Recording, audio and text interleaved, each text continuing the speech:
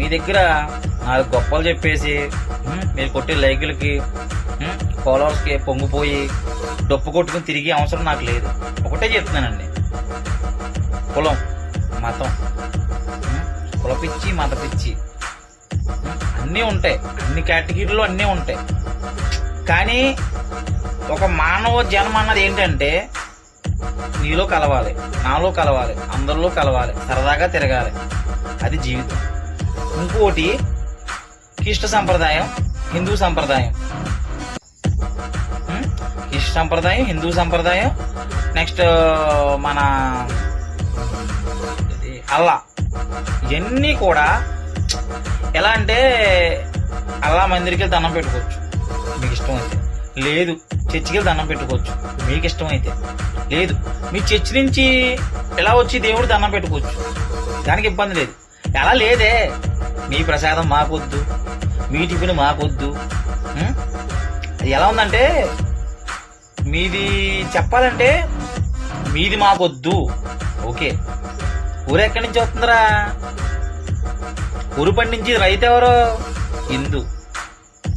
ఊరు పండించి ముందు దానికి పసుపు కుంకుమ వేసి పూజ చేస్తాడు, ఒక కొబ్బరికాయ కొడతాడు. మరి ఆ వరి గడ్డి ఎన్ని అయిపోయాక మన చేతులకు ధాన్యం నుంచి రైస్ అవుతుంది. అంటే భోజనం, మనం తినే భోజనం దగ్గర ఒక 2-3 కొబ్బరికాయలు కొట్టి అక్కడ కొట్టాక అక్కడి నుంచి మళ్ళీ లారీ ఎక్కించి లారీ కొబ్బరికాయ కొట్టి మళ్ళీ కోడిని కొట్టి నైవేద్యం పెట్టుకుని సేనికి ఇంత తతంగం చేస్తుంటే ఆ 4 మెతులు మన నోటుకు వస్తున్నాయి. మరి అది తిన్నారా? పొరాటాలో పులకాల తిని బతికేచ్చు కదా, అది కూడా రైతు పండించిదే. అది మరి ఏ దేవుడి ప్రసాదం పడ, మీ దేవుడి ప్రసాదం మేము తినం, మీ దేవుడి ప్రసాదం నేను తినం. మరి మా దేవుడు మేము పుట్టించిన రైస్ తిన్నారు, అన్నం తిన్నారు, అది మరి అది తింటాం మానేచ్చు కదా. ముందు మీరు మారండి, తప్పులేదు.